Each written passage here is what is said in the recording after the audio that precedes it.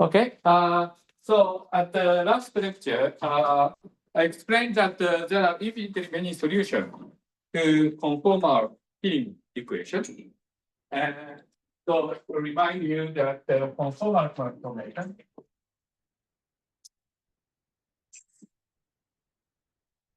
is defined by the following equation, that under the coordinate transformation, the metric transpose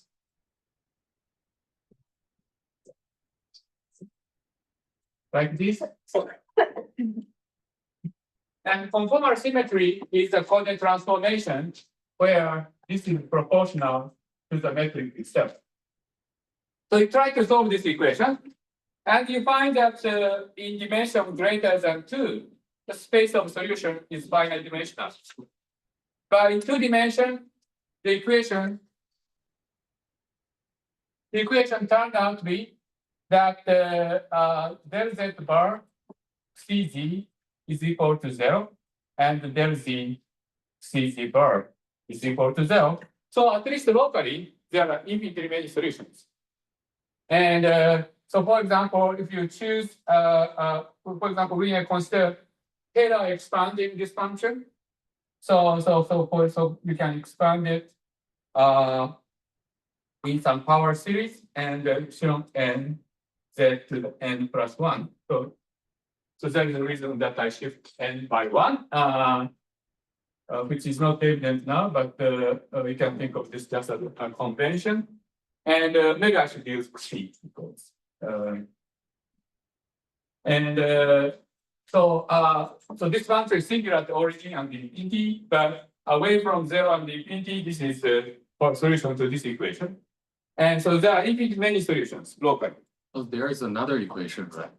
There's another constraint on Kz and Kz bar. So in 2 dimensions, it turns out that there are only 2 independent equations. So we can go over this. So I think I explained this, but let me explain that. So there is this Z, C. So let me write the equation. Okay. So the equation is del nu C nu plus del nu C nu minus d over 2. So d is the dimension of the space time we are considering. So this is the equation, right? So let me write it out. Okay. So this is we did last time, but since you asked, let me do it again. So let's take d equal to 2. Let's take d equal to 2. So then this is del mu C nu plus del mu C nu minus G mu mu del mu E mu is equal to that. Okay. So what is this? This is the del mu del z. Let's take so suppose I choose the metric so that G Z is 0, G bar Z bar is equal to 0, and so that this is equal to twice G Z bar DZ is equal. Okay, and by definition, since you want the upside to be connected by delta, so let me normalize this correctly. So this means that GZ Z bar GD Z bar is equal to 1. Okay, right? So, okay, and so let's calculate this. So when both of them are holomorphic, you have del z, dz, and the same thing here. But since z component of the metric is 0, so you get this equation. Similarly, you get this equation. Now, how about the mixed component where you have del z cz bar plus del z bar cz, but then you have g z bar, and then you have g z bar del z cz bar plus g z bar z cz bar cz, and then they go 0 and 0. but then they cancel. And then they actually cancels. Yeah, that's right. Okay. So therefore there are only two equations, and this equation is this one, and this equation is this one. So that's how. So therefore locally there are infinite solution to this equation. Okay. So this is interesting because so this is sort of a special situation where d equal to this coefficient standard we want, for example, and so it doesn't work that way in higher dimension, and in fact, in higher dimension, there are only finite number of linearly independent solutions. Okay. So this is interesting. So another thing that so we can by data theorem, if you have infinitely many symmetries, infinite dimensional symmetry, you'd expect. You have a question? We were just clarifying something. Okay, good. Yeah, so for each symmetry, data theorem suggests there is a conservation quantity, conserved quantity. And so since there are infinite dimensional symmetry, so you'd expect there are infinite many conserved quantity. And having conserved quantity is interesting because useful because so for example, Newton was able to solve the planetary motion because there's actually so for the program of Newtonian potential from the sun, the orbit of so finding program of finding orbit around the sun. That is actually exactly the same number of conserved charges as the number of equations, and so this was actually a mysterious thing. So for Newton potential in 3 dimensions, so for rotationally symmetric center, naively you would think that symmetry is SO3. But in fact, there's a SO4 symmetry in it, and that actually enables you to solve the Newtonian problem in that case. So conserved quantity is very useful. So in this case, in 2-dimensional conformal theory, there are infinitely many conserved quantity.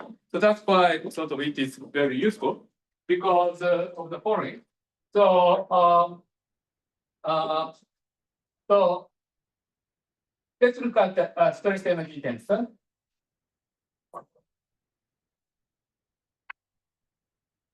Stress energy tensor must have conformality theory must satisfy 2 properties. One is that it should be conserved. Okay, so energy and momentum should be conserved. Energy momentum tensor is a Noether current for the Poincare symmetry. So therefore it has to satisfy the conservation law. But I pointed out last time that it should also satisfy the tracelessness condition. So this follows from the conformal invariance. Okay, so you have these 2 quantities. So let's consider this equation in 2 dimensions. In 2 dimensions, these equations means, so first of all, the first equation would mean del mu, so del z, E z. So let's choose this to be mu to be z. Then you have this equation.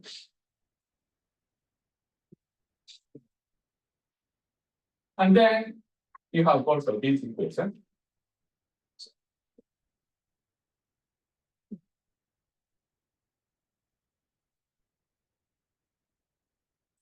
Sorry.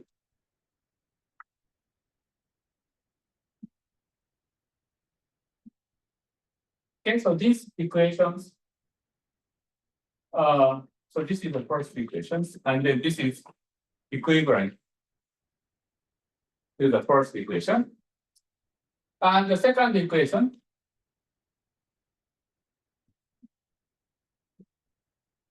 gives you G Z Z bar, T Z Z bar, plus G Z bar Z, and G Z bar Z is equal to 0. But the energy momentum first energy tensor is symmetric, so these 2 terms are the same.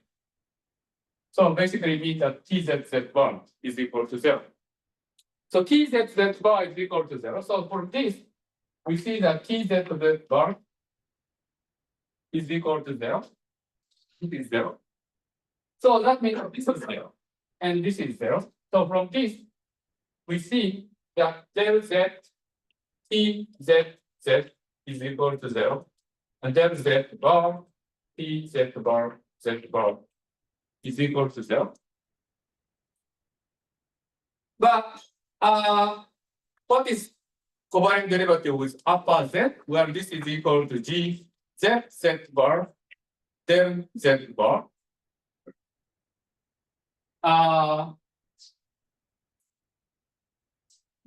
Right? Because there's no z component, so there's only one term. So that means that this equation also means this.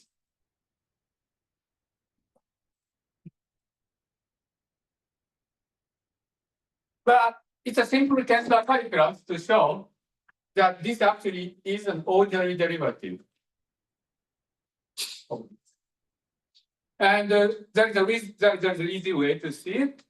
You know, the purpose of life of covariant derivative is to make things covariant. And so therefore, by making this as a covariant derivative, you make these transforms nicely. In general, if you have a vector or tensor, and if you take ordinary derivative, then it won't transform as a tensor anymore. So let me demonstrate that. So suppose you have, in general dimension, suppose you have a tensor as a function of x. And suppose you make some coordinate transformation from x to y, like this. Then how would this transforms? So this will transform like so in the y coordinate it will transform like y mu del x mu del y rho sigma del x mu t tilde rho sigma y of x. So this will be the tensor transformation law that you run, right? In tensor calculus. But if you take derivative of this,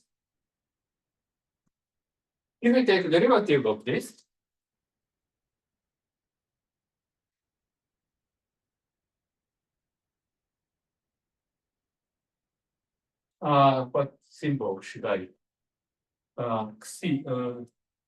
Kappa.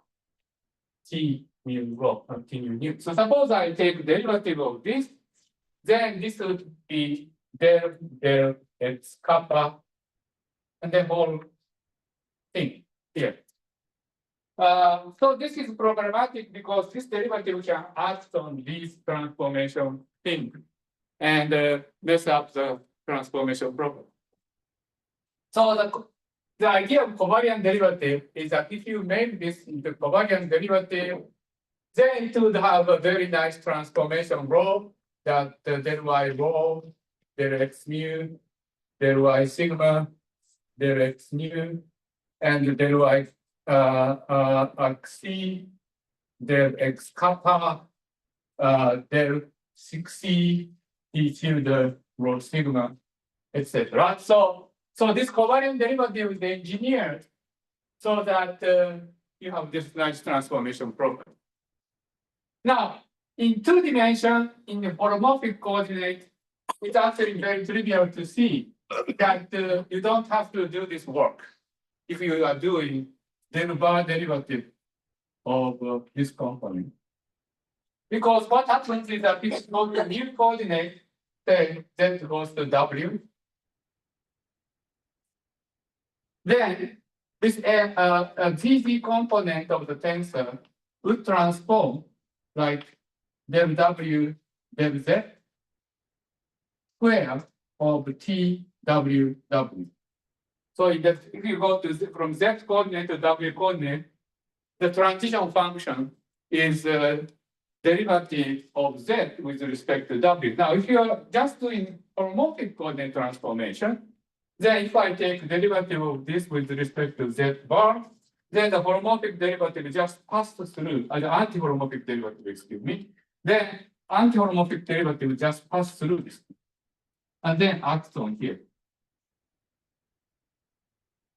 But this is equal to del W del Z, and then del W of TWW. So this is exactly the correct transformation process. So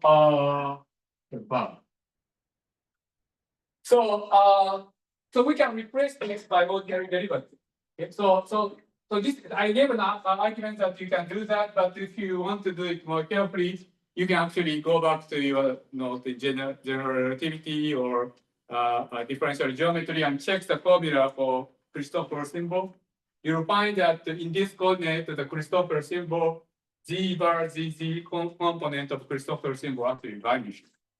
And so that's another reason why you can write it this way. But the point is, the point of all this is that after working through this, you find that these equations, these two equations, the conservation of energy momentum tensor and tracelessness, implies in 2D that del z bar TZZ is equal to 0 and del z of TZZ bar is equal to 0. And this combined with this fact that there are infinite many solutions to conform Killing vector can easily produce you infinitely many conserved charges. So let me demonstrate that for you. So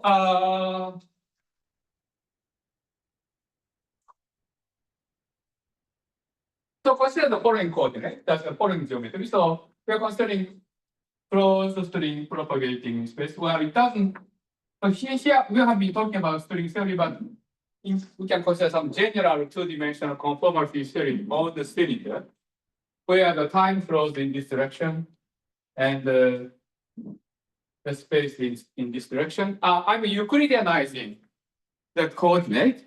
So to do that, what I do is that the time direction sigma naught is now made pure imaginary by introducing new coordinates, and then this is sigma 1. And z is sigma 2 plus I sigma 1. Okay, so this is the holomorphic coordinate we consider. So therefore, since sigma 1 direction is periodic, so z is periodic with periodicity 2 pi I. So this is my convention. Okay, since this is worksheet, this two-dimensional space is cylinder with periodicity in the sigma 1 direction with period 2 pi for convention. And so therefore z coordinate is periodic with period 2 pi I. So let's choose this notation. So in this case, we can express space of solution in a Fourier transformation to make it periodic. So you can write this as summation of n goes to minus infinity to plus infinity, or sum over all integers minus n z cz cn. Okay.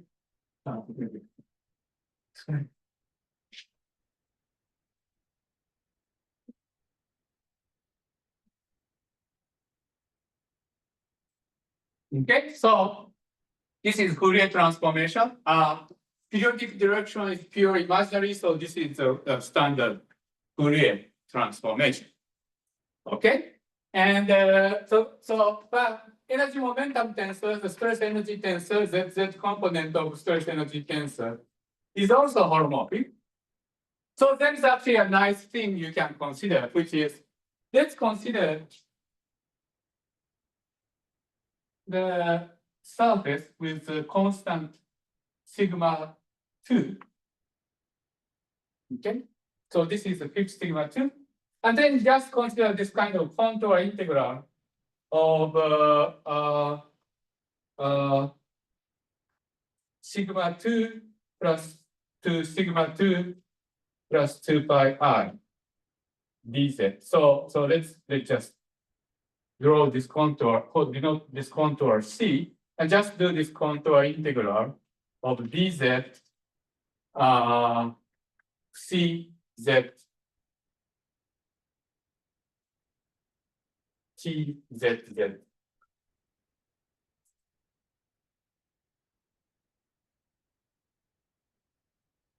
Okay. So for example, we can also write this summation. We can also expand it. And in fact, the Virasoro operator that we talked about is an expansion coefficient of this.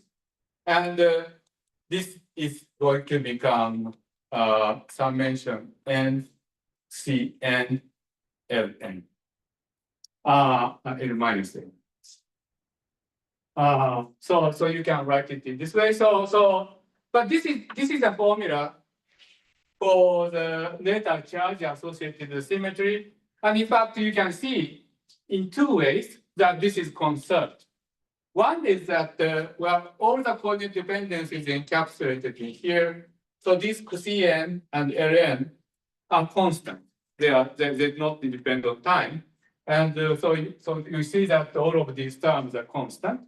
And another way to see it is that so using Cauchy theorem. So you in undergraduate course in mathematical physics, for example, or in complex analysis, you learn the Cauchy theorem, which means that if you have any holomorphic function, and if you integrate the holomorphic function in a closed contour, then this is invariant under continuous deformation of the contour. Right? So this is Cauchy theorem.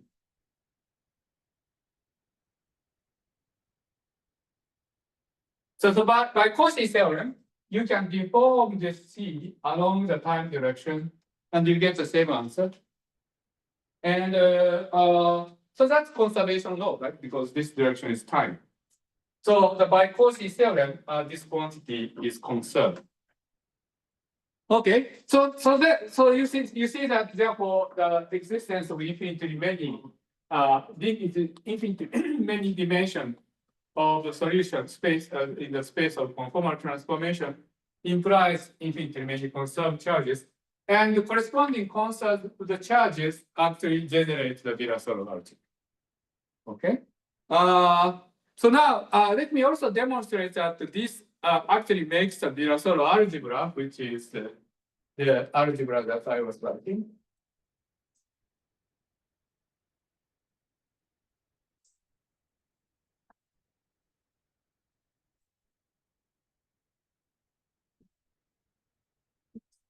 Okay, so this in general cut net charges makes algebra, and it makes algebra because it is conserved. So if you take product or sum, they are still conserved the charges. So therefore that makes algebra, and so this is the algebraic relation. Okay, so we can actually show that Virasoro algebra must be of this form. So let me explain how the logic goes. So in order to explain that, it is most useful to introduce the idea which is very essential in the study of conformal field theory, which is the state operator correspondence.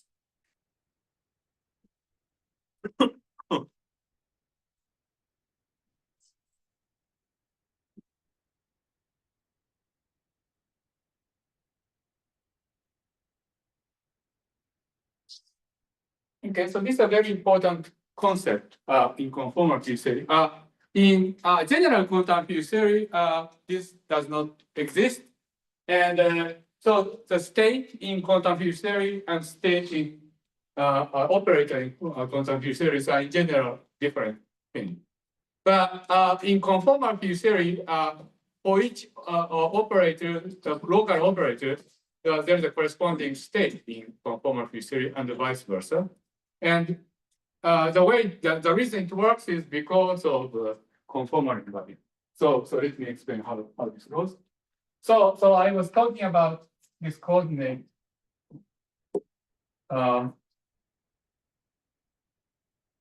where the Euclidean time goes in this direction, and the spatial direction goes in this direction, and the space coordinate is periodic with period 2 pi. And then the natural combination is Z, which is sigma 2 plus I sigma 1. So sigma 1 coordinate was periodic in 2 pi r. So that was the convention I was using.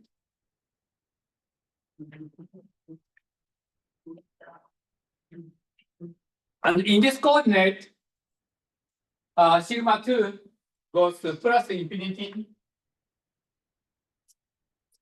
goes to infinite future. Sigma 2 goes to minus infinity, goes to EP fast. So if you are interested in calculating correlation function with variety of local operators inserted from here to here, then you choose some initial state and final state. Then you can calculate correlation function in this way, phi 1, and then you have a bunch of operators, phi 2, Z2, Z2 bar, phi n, Zn, Zn bar, and then at infinity. Well, maybe I should first use different notations for state and operator. So there is this psi 1 and psi 2. Okay, so for example, so what kind of state we can consider? Well, the kind of state you can consider, for example, you can choose psi to be the vacuum.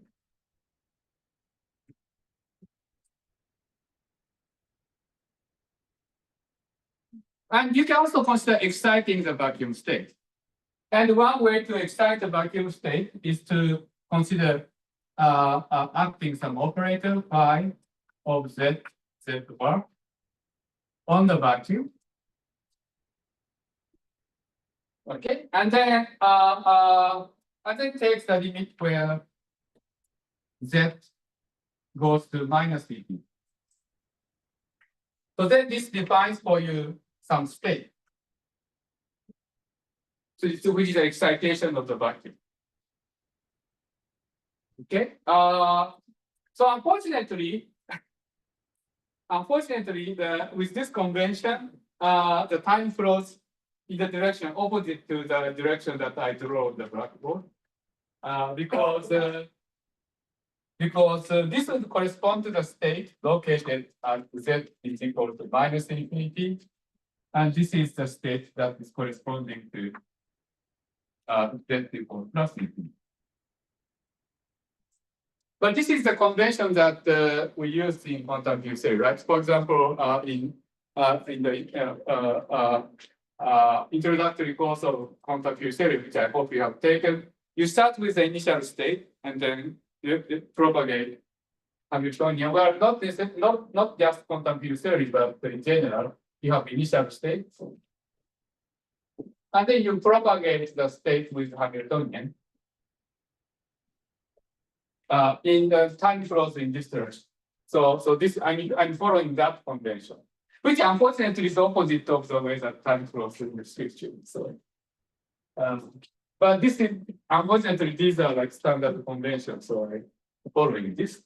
Okay, so in this kind of picture, even though I define the state by exciting the vacuum by local operators, so there is some element of state of operator correspondence already here, but somehow the state and operators are sort of a different concept. You have a state located at past infinity and future infinity, and then there are a bunch of operators inserted in between, right? So they have a different role. State plays a role of specifying the initial and the final state, and operator acts in between these states. So they have different things.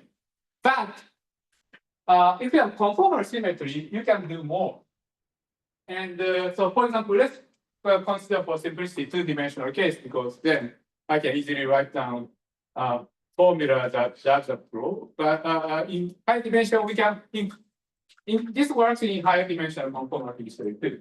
So the idea is the following. So first, let's do the conformal transformation of this picture. Okay.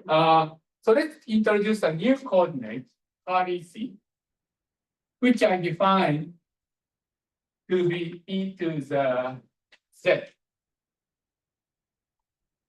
Okay, e to the z. So what does this coordinate look like? Well, first of all, I want to make sure that this is well defined. So z is periodic by 2 pi I. So if z transforms z to z plus 2 pi I, curly z remains invariant.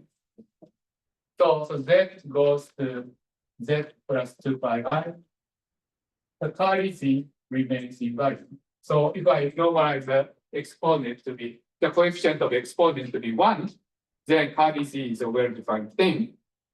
That's good. And another property that this satisfies is that z goes to minus infinity, which is infinite past, correspond to z is equal to 0, and z goes to plus infinity, correspond to carry z goes to infinity. Okay, so that's another property that you can easily see from this transformation. So what this means is that this gets mapped to circle like that. And so actually, if there is a colored chalk, which I do not have, okay, so let me try to figure out what to do.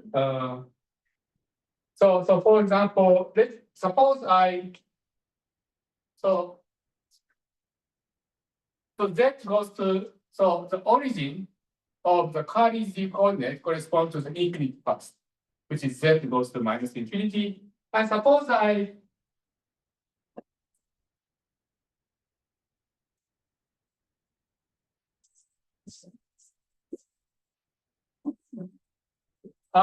sort of show the equal time surface by dotted line, then that would be mapped to concentric circle.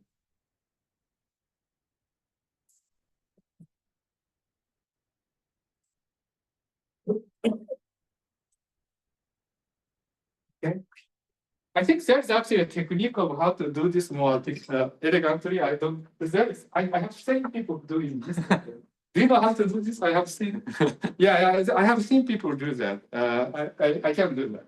And there's also so we can also draw a line, which is a fixed spatial point, and going in the sort of direction of time, which now becomes radial direction. Okay, so this is the direction of time. So this is how the time flows. So this gets mapped to, the time gets mapped to this direction.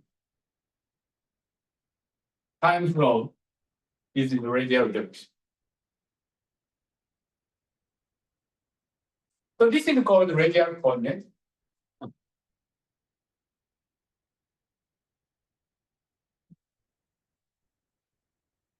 And so this maps infinite past to the origin and infinite future to infinity, and time flows like a dilatation. So the Hamiltonian, so therefore Hamiltonian in this picture, the time flows in this direction correspond to the dilatation. Okay, and we can do more. We can do more. So in complex analysis, probably you learned that so that you probably learned several sort of basic complex holomorphic meromorphic functions. And one of the basic meromorphic functions on plane, the plane that you probably have learned, is a fractional linear transformation. And fractional linear transformation is a very useful transformation which maps z is 0, 1, infinity to arbitrary 3 points on the complex plane. Okay, so we can write such a map explicitly as follows. The W, so Z is equal to W minus A, W minus C, B minus C, B minus A. Okay, so this is the fractional linear transformation. And you can see that when W equals A, this vanishes, which is good. When W is C, it goes to infinity, which is good. And then when W is B, this and this cancels, and this cancels, so it becomes 1. So this maps 0, 1, infinity to ABC. So this means that by the fractional linear transformation, so this is the Z plane, the Cardi Z plane. And this is the rigid Z plane. And now in the W plane, you have A and you have C. And then you have the time flows in this direction.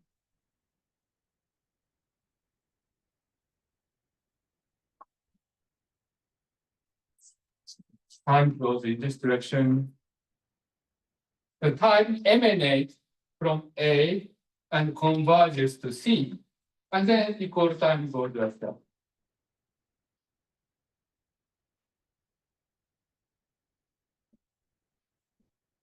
Okay, so this is just geometry, but this is helpful because then we can consider rewriting this.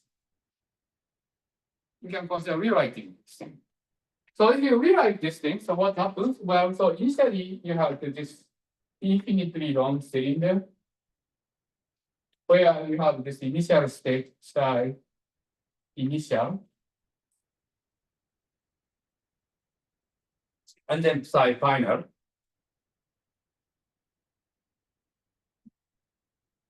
And then there are a bunch of operators inside.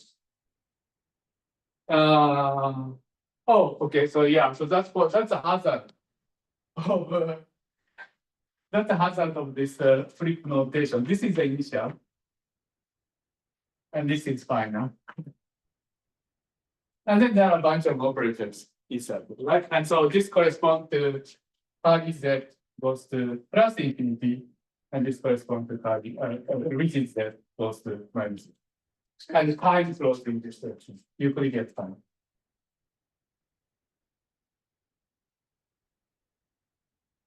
Now we can map this to from Z coordinate. So this is the Z coordinate.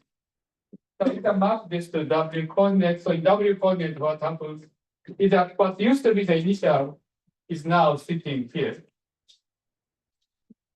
at point A, and then what used to be final is sitting here. And then there are a bunch of other operators. Okay, so for example, so if this operator happens to be at 1, also 0, I guess. This operator happens to be at 0 in this coordinate, for example, then capture the Cardi Z would be 1, and then this gets mapped to B, for example. Right? And the time, the original time, the original Euclidean time would have flown in this direction. But now these are like local operators. This behaves like insertion of a new local operator at point A and point C. And in fact, as we'll see shortly, probably in 10 minutes or so, these actually satisfies exactly the same set of behaviors under coordinate transformation as other local operators. So they behave exactly like local operators. And if you look local operator and smell like local operator, it should be local operator. So that's the idea of state operator correspondence, that by conformal transformation, you can transform state sitting at infinity, future infinity, and past infinity to local operator located anywhere in this space. And that's possible because of conformal transformation. By just Poincare transformation, you can move infinity to some finite point.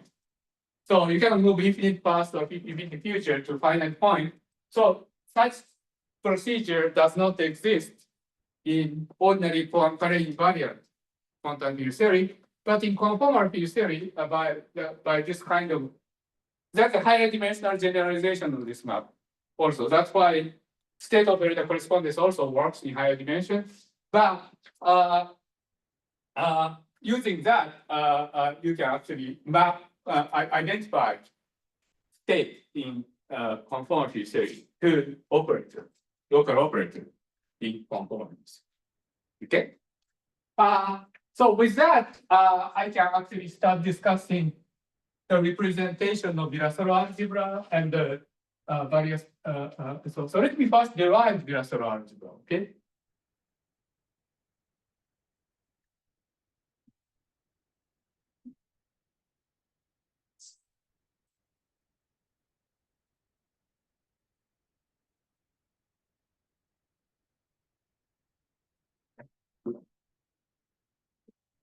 Okay, so how do you calculate commutation relations? I want to show how to calculate commutation relations.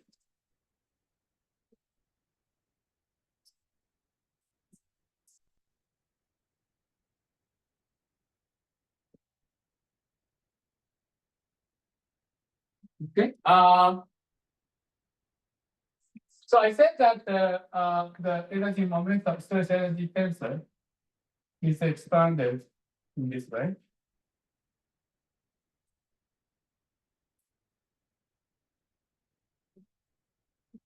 Okay.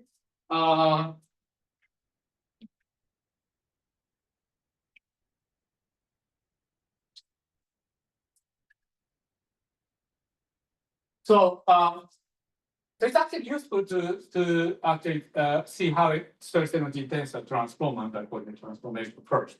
So let's try to work it out. So this is the this stress energy tensor is rank 2 tensor.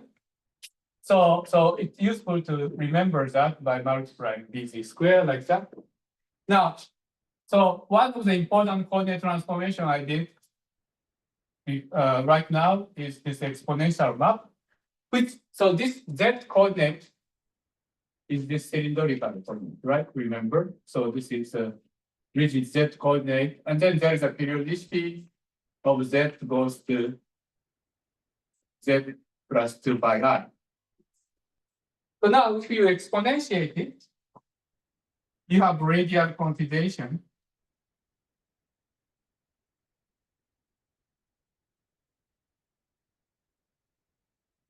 Like that, right? And so now this circular direction corresponds to this direction. Okay. So let's see how this transformation works. So this will be like curly z, d curly z squared, right? So that means that if you try to consider a stress tensor in this way, this is equal to d curly z dz of square of t zz. Now curly z is this one, so this will be like e to the minus 2z, which is equal to z to the minus 2. Oh, plus 2, excuse me, plus 2, right? And so this is given by this, but e to the minus nz is equal to z to the n.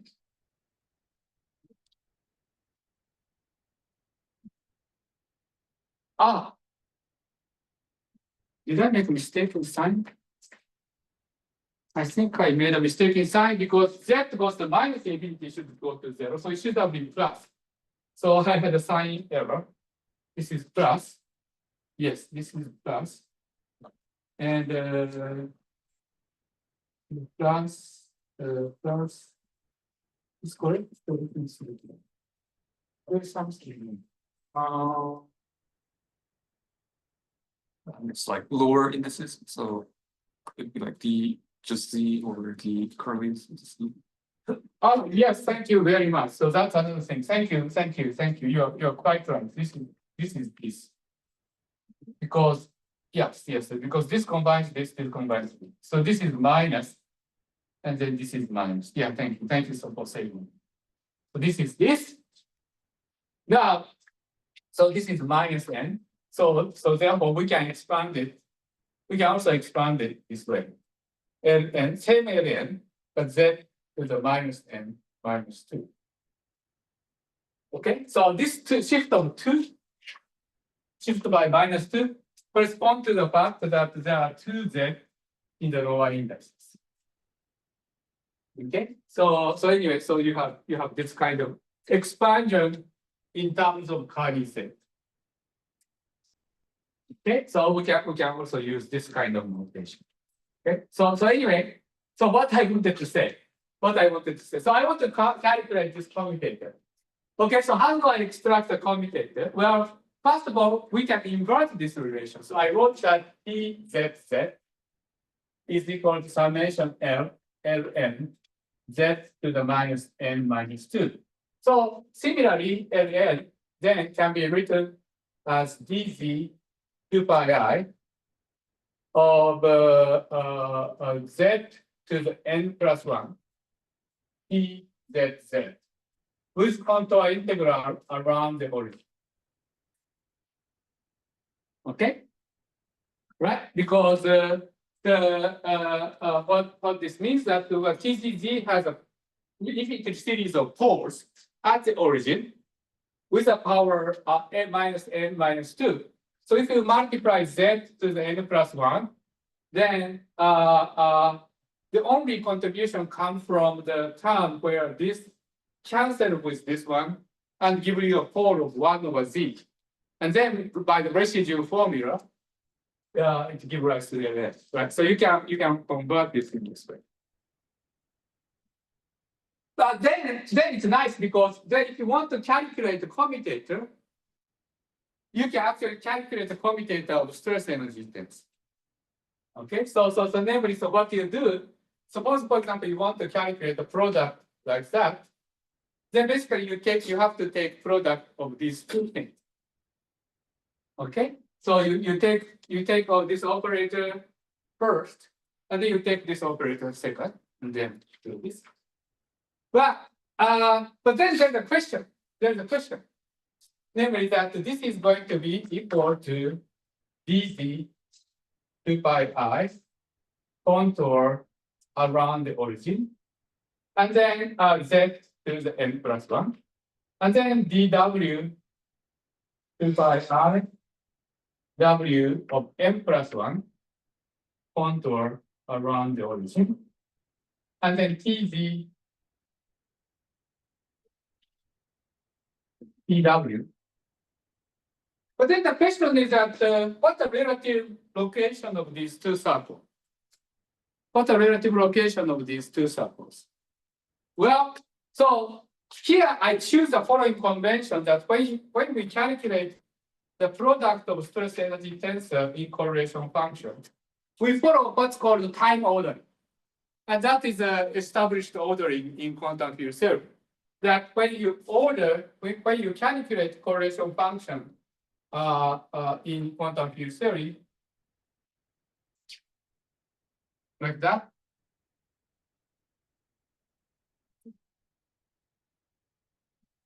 You have your initial state, final state, and the stress energy tensor. You use time ordering.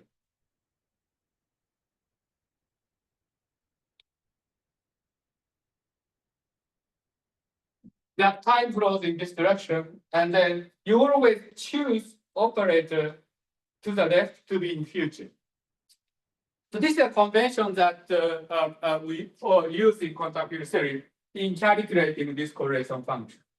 And of course, I mean, you can choose operator in different order and define it, but then it turns out that if you actually calculate this correlation function using Feynman rule with Feynman's Green's function, then the correct ordering has to be in the time ordering. And this was actually a very important thing. So Feynman, so if you look at quantum field theory textbook, the Feynman Green's function is a basic ingredient in Feynman rules. And this has a very peculiar causal property. So in electrodynamics, in the undergraduate E&M class, you learn lots of different kinds of Green's function. Green's function satisfies the second order partial differential equations. And so being second order, you have two linearly independent solutions for given behavior of infinity and singularities. And so there you have a retarded Green's function. You have advanced Green's function. So retarded Green's function means that in the past there are no signals, and then you have a source which excites electromagnetic field and it propagates away. So that's retarded Green function. Advanced Green's function has no future, so no signal at the future, right? The Feynman propagator has a funny property that it's neither retarded or advanced. It's kind of mixed. And the reason for that is that it's exactly engineered so that this time ordered correlation function works. And also that it's engineered so that this kind of Euclidean rotation works. So actually, when I did the Euclidean rotation, I implicitly assumed that all the operators are time ordered. Now, the reason for that must have been explained in the introductory course of quantum field theory, which I rely on. I can go on doing that, but then I can't tell you about string theory. So I have to, this is not the course on quantum field theory. Okay. So I assume that this is time ordered. So it means that Z coordinate is bigger than W coordinate. Okay. So this means that when you do this contour integral, time ordering means that you have origin, and you have W coordinate, and you have Z coordinate. So this is a time order. And so this is since we are by Euclidean rotation or by the use of Feynman propagator, we are required to use time ordering when you actually place operators. And so that means that the W circle, Z circle is bigger than W circle. Okay. And on the other hand, if you titrate Wn, then you have opposite order. So then you have dw 2 pi I and w is n plus 1, dz 2 pi I, z to the n plus 1, t of w, t of z, right? So this is the order we are considering. But now w is outside, so that means that W circle is bigger.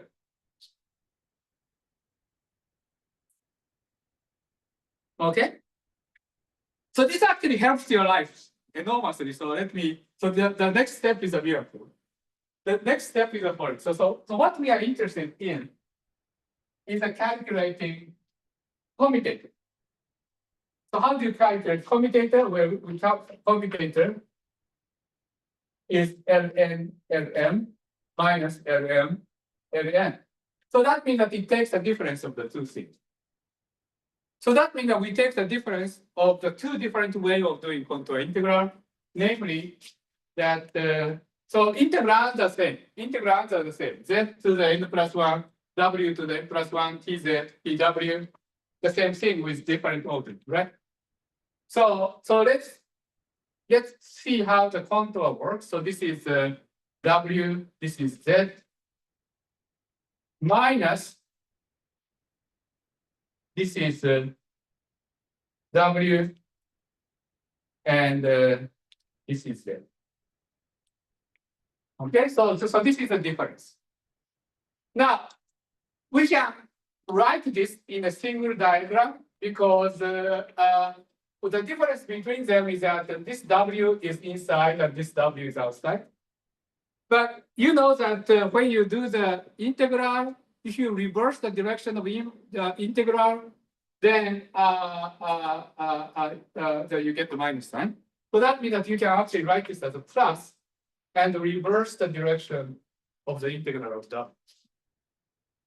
Okay, and so that means that for fixed Z, W integral is going around. So let's fix Z integral first. So suppose we temporarily fix the location of Z, and then try to do the W integral first. And so you have this origin, and then you have Z here, the same location. And suppose I do this integral first. And then, so this is the W integral. And then do the Z integral later. This suppose we try to do. Okay, so let me clarify what I just said. So people will trust me. So let me just say it again. So suppose we will do this integral. So we are interested in doing this integral, right? So we are interested in this integral. But you know that when we do this integral, we can try to do it in first two steps. The first step is fix Z and do this integral first. And then after that, we do this integral. right? So we can fix the position of z, do the W integral first, and then do the z integral. Yes, we can do that. Similarly, when we do this integral,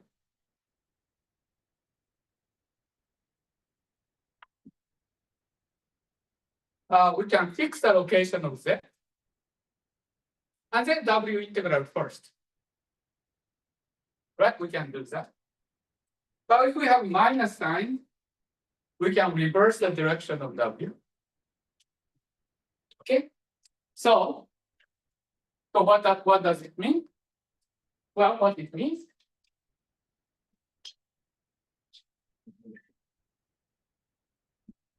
is that if you have a situation where you have an origin, and then we have this W integral, and then Z is located here, minus you have this origin, and then Z is located here,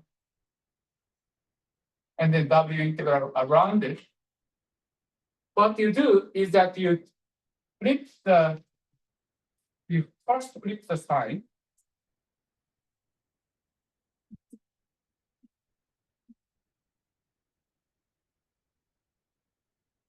And then combine the two contours.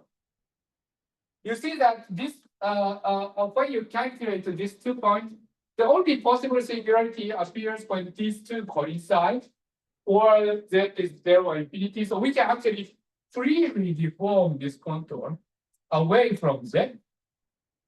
And so if you take the sum of these two, so if you combine this, so let's combine this. So we have the origin, and we have this Z W integral, and you have Z, and you have this integral. Well, so you can actually deform these integrals to cancel, because this is going this way, this is going this way. So these two integrals cancel. So in the end, what happens is that this integral becomes just a contour integral around Z. Okay, we still have Z integral to do, so we have to do this Z integral later. But this is, you can write this integral in this way. So what's the outcome of this? The outcome of this is that the commutator can be calculated by the following integral. Well, eventually you have to do this Z integral. So let me write Z integral here. So Z integral is integrated around the origin. But then W integral is done around Z.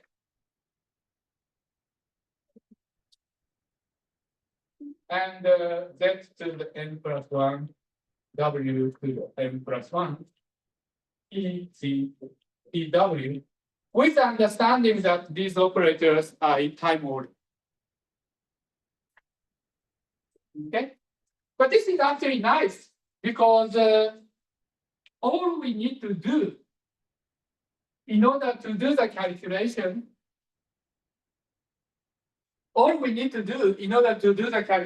of this is to understand how the product of energy momentum tensor, stress energy tensor behaves when Z approaches to W. Because this is a residual integral, right? Because we can deform this contour around Z as small as you like.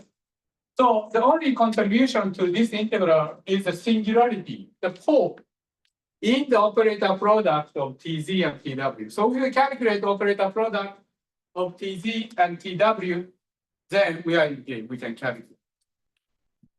Okay, so let me demonstrate for you how this is done. So for example, let me first do the example. So let's consider the free boson theory.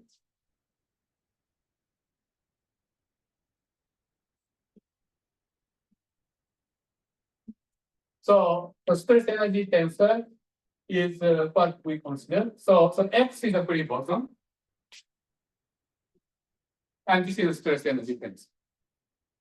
So free boson in 2 dimensions satisfies this equation,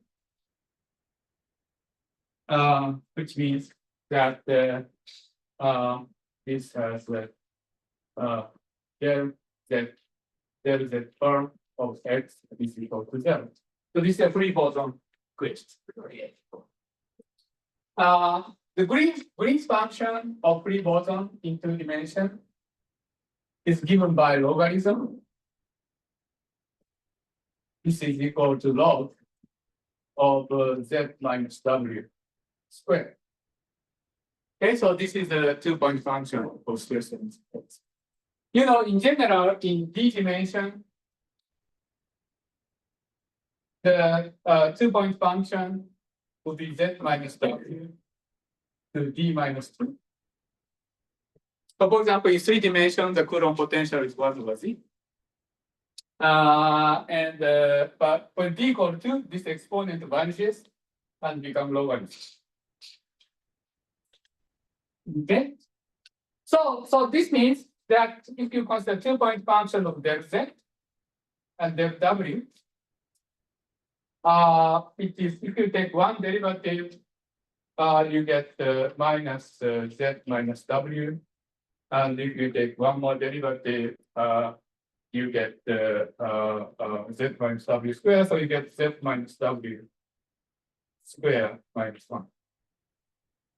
Okay, so this is a 2-point function, so we're going to utilize it. So what in this case, what we are interested in is what happens the singularity as z goes to w. Okay, so when z goes to w, so this is equal to 1/2 of del x z square, 1/2 of delta xw square. But these are free boson theory, so singularities are easy to evaluate because the singularity of the product of this operator and this operator, which happens by using Green's function between them. And we can calculate this by using what's called Wick rule that you probably learned in quantum field theory course. So you have 2 x's. So there are 3 possible things you can do. 3 possible things you can do.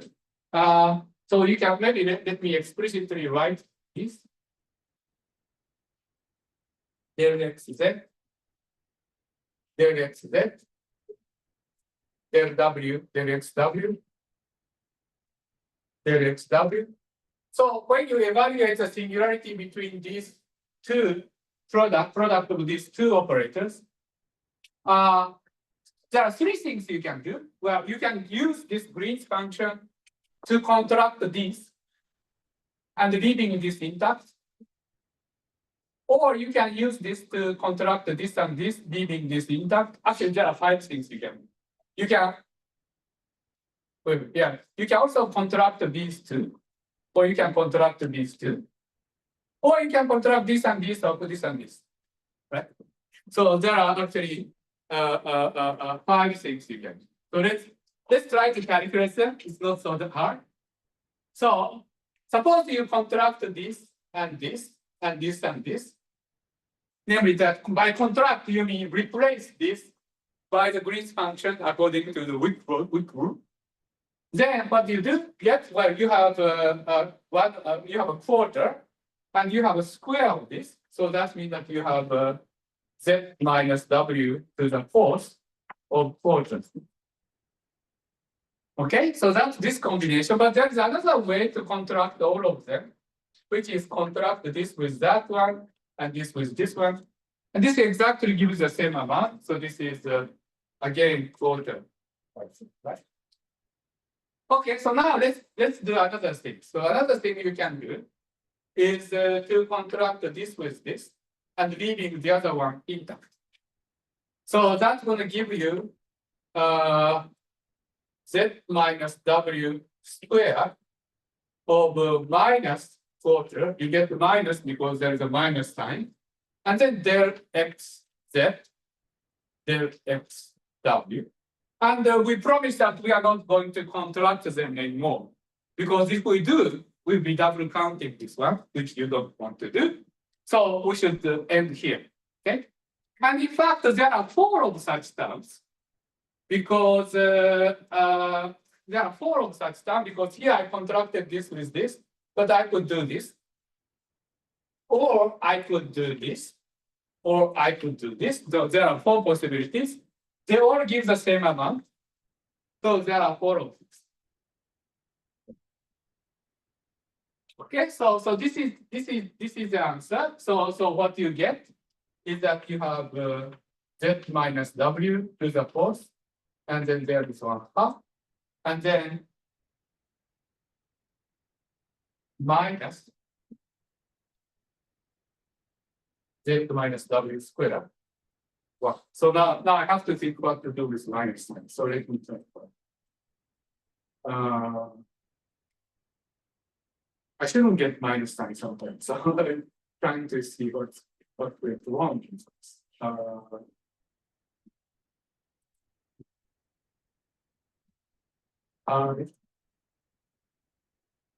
Maybe I should, this condition should I put? Let me think about this. So now we have del x z, del xw.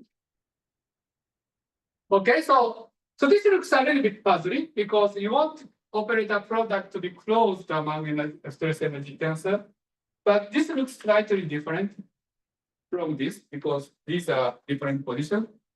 But that's okay because we can actually do the Taylor expansion around z is equal to w. Now you can worry that z equal to w is singular, but I have only singularity comes from the stress the 2-point function. And I have promised that we are not going to use the 2-point function for the contraction. So that has already been removed, taken into account and removed. So that means that we can do the expansion. What it means is that del x z, del xw, we can write it as del xw squared plus z minus w of del square xz xw del xw plus higher order term. Right? So you can write it in this way. So we can substitute this. So I can write this as del x square of w plus z minus w of del square xw del xw plus order z minus w squared. Now we can also write this as 1/2 of derivative of del xw squared, right? Because this has 2 derivatives, this has 1 derivative. Now, so when we are doing expansion around z equal w, and we are only looking at the singular term. So this gives you finite term because this is the z minus w squared. So that cancels with this one. So we can actually ignore this. If we are interested in operator product expansion, we can ignore it. So then we can write this as I suspect that there is a minus sign. And so let me temporarily put minus sign. Let me double check on this. Since there are 2 of them, minus sign cancel, so it doesn't propagate. But the only thing that's going to change is that we're going to change this. We're going to take care of this minus sign. But what's going to happen is that this is equal to z minus w to the 4th quarter plus z minus w squared. So now you see that this is equal to minus stress energy tensor, minus twice of stress energy tensor. So that means that this is equal to twice of stress energy tensor. And then you get z minus w of derivative of stress energy tensor. And then you get the finite term. So this is the end result of the operator product expansion. So what you find is that if you consider this free boson space energy tensor, then Tz, Tw, operator product expansion takes the form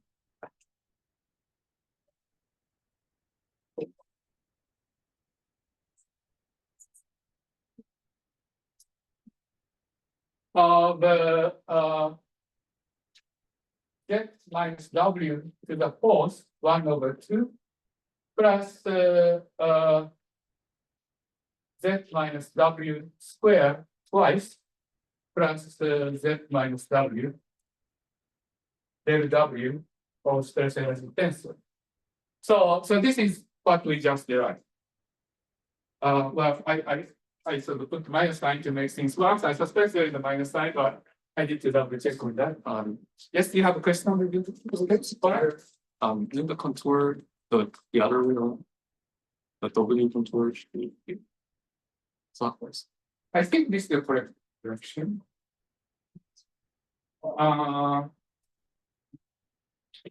So maybe extra minus sign. I don't think the minus sign has to do with this. I see. Because this was just a one function of the research. I believe this is the correct sign because the Sugawara space tensor is known to be of this form, but J, in that case, J is X. So you get but anyway, so I think just another way to say it is that I choose Z to be, yeah, okay, so let me not go in. Okay, so this is it. So now we have everything we need to calculate commutator, because commutator is the integral of Z around the origin and computational integral of W around Z.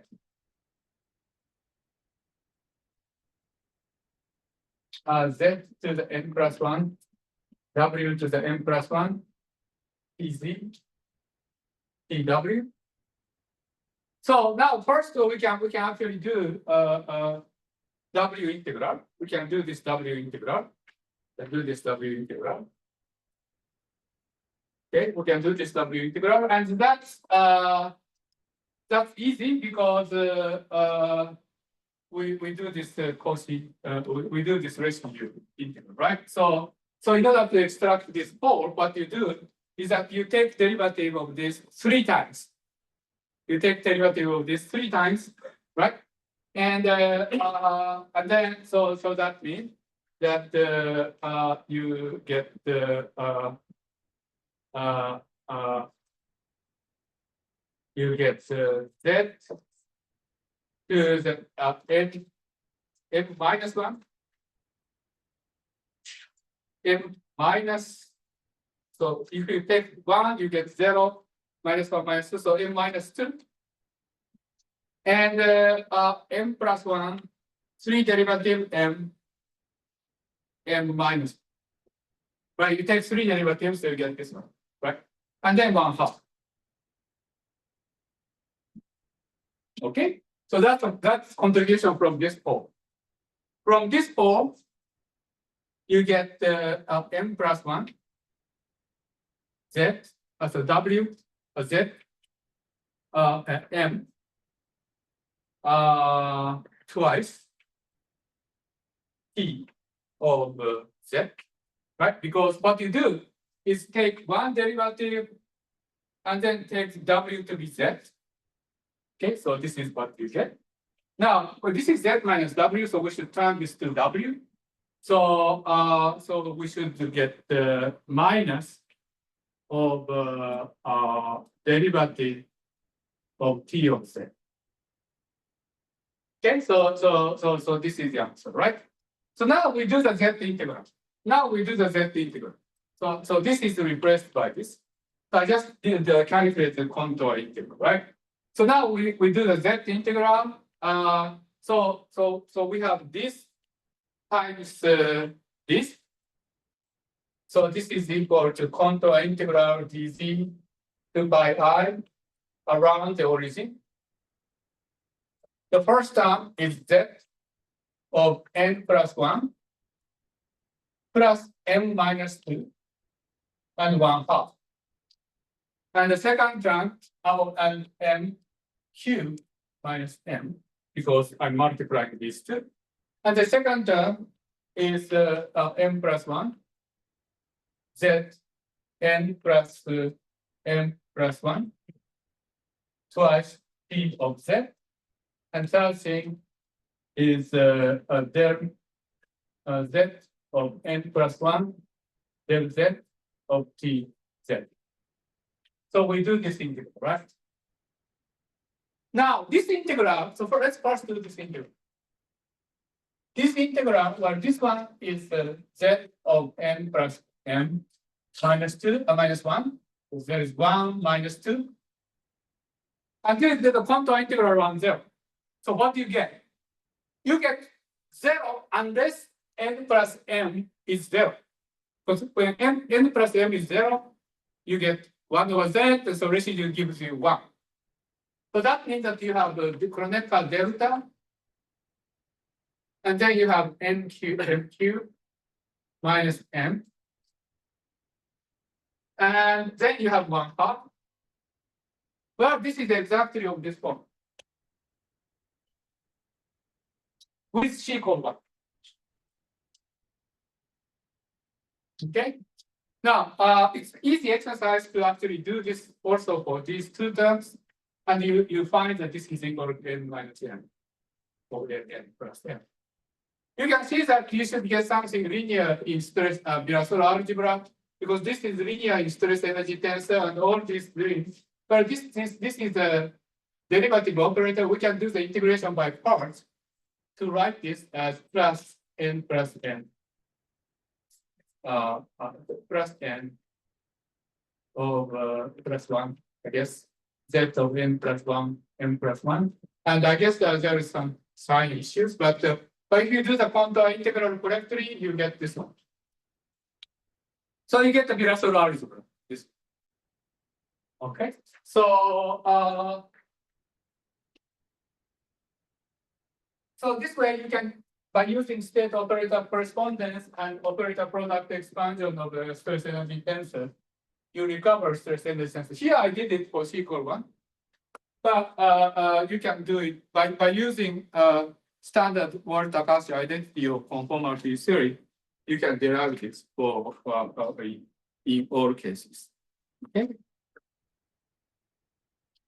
So that's the origin of stress energy tensor. So basically, this actually include. So what the information is the same as.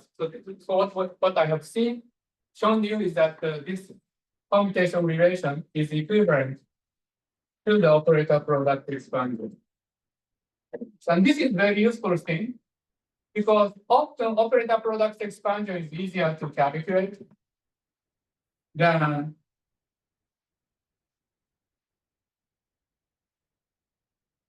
operator product expansion is easier to calculate than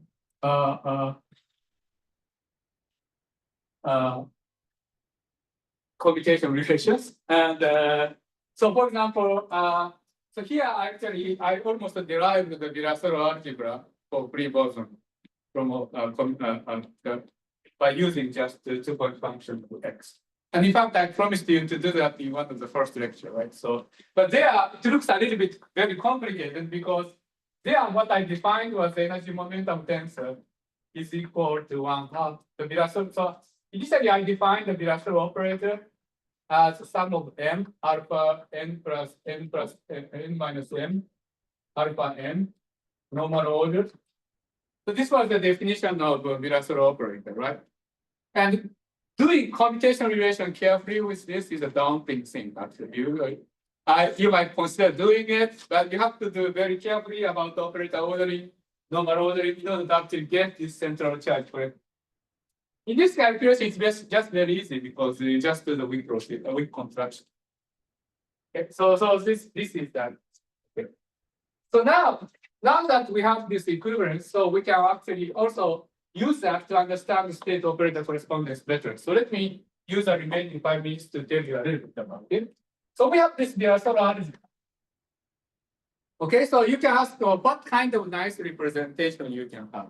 So essentially, there is only so for unitary representation, which is that to say that you want all the states to have the representation to have positive definite inner product. There are essentially one type of representation which is called the highest weight.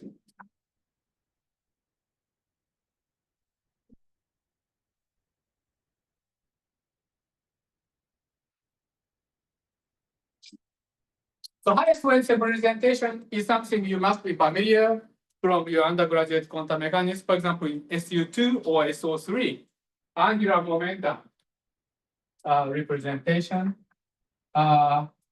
You remember you have this thing called the angular momentum. Yeah, maybe you use L. I don't know. L I of epsilon A B C LC, where epsilon is a totally unsymmetric tensor. So you must have seen something like that. So now the convenient thing is to define L plus minus to be L1 plus minus I L2. Because if you do, then this can be expressed equivalently as L3, L plus minus is equal to plus minus of L plus minus, and L plus L minus commutator is twice L3. Okay, so what the kind of things that you did in your course in quantum mechanics is that you consider highest weight representation of this algebra, where you start with a state which is annihilated by this, and then you define Ln to be the state you obtain by multiplying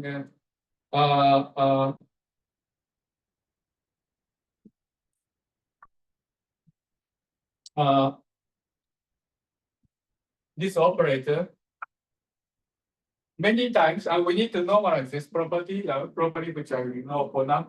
You multiply this so many times I realize. But in order for the state stay unitary, this has to truncate at some point, and that's complete representation. So this is the highest weight representation. It's very similar here. So actually you can see similarity here because if you look at this commutation relation, you can actually write it in this way. So you have L0, you have Ln. So if you choose L0, then M is 0, so you get this is equal to minus n Ln. And n, suppose n is not 0. So then you have this commutation relation. So this behaves just like if n is positive, then this is like annihilation or lowering operator. Because it reduces the eigenvalue by n. And if n is negative, this is raising operator. And if you calculate Ln with L minus n, or L minus L n, Ln, or maybe Ln L minus n, it doesn't matter. This is equal to twice n of L0 plus 1/12 C of n cubed minus n. So this relation looks like this relation. And this relation look like this relation, right? So it look like Virasoro algebra is like some combination of infinitely many SO3 rotation generated. So you can imagine building representation by highest weight state, annihilated by all Ln, and then multiply L minus n to it to construct representation. So this is called the highest weight representation. Okay, so I just ran out of my time for today, so I'll stop here. So the next lecture, what I'm going to do, just to wrap up this discussion of conformal field theorems, I will show you that if you consider highest weight representation by state operator correspondence, you can reconstruct all fundamental local operators in conformal theory.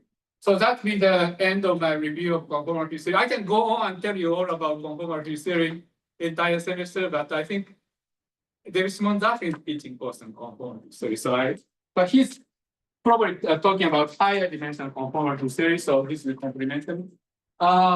So after that, what I plan to do is, so now that so far I have only considered string propagating flat space. But eventually we want to consider Calabi-Yaos and fancy geometry. Before going to that, I would like to first do the simplest case when the target space is not just Minkowski space, but it's a torus.